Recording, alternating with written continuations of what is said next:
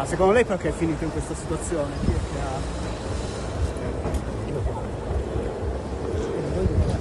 ha... Senta, il suo datore di lavoro diceva che non è vero che andavate in botte in quegli anni.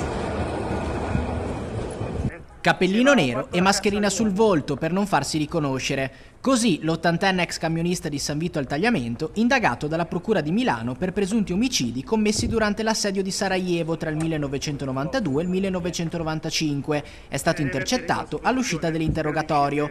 Davanti ai magistrati è rimasto per circa un'ora e mezza. All'incontro hanno partecipato gli investigatori del ROS dei Carabinieri, il pubblico ministero Alessandro Gobbis e il procuratore Marcello Viola. Secondo quanto emerso, l'uomo avrebbe risposto a tutte le domande, negando ogni accusa e sostenendo di non essere mai stato a Sarajevo. Crede di aver chiarito la sua posizione? Spera di uscirne bene?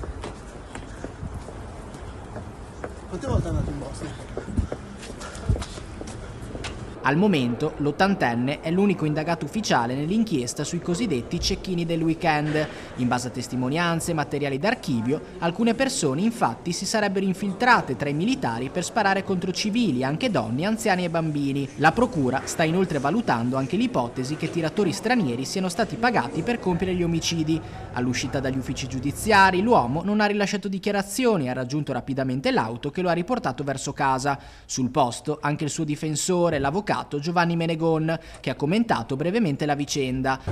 Il mio assistito ha risposto alle domande del pubblico ministero, ha ribadito la sua assoluta estraneità ai fatti e confida che a questo punto la magistratura, e ci pare che sia così, al di là del clamore mediatico di questi momenti, verifichi, accerti, ripeto, l'assoluta estraneità del signor segretario di Stato. Quindi io non ho altro da aggiungere.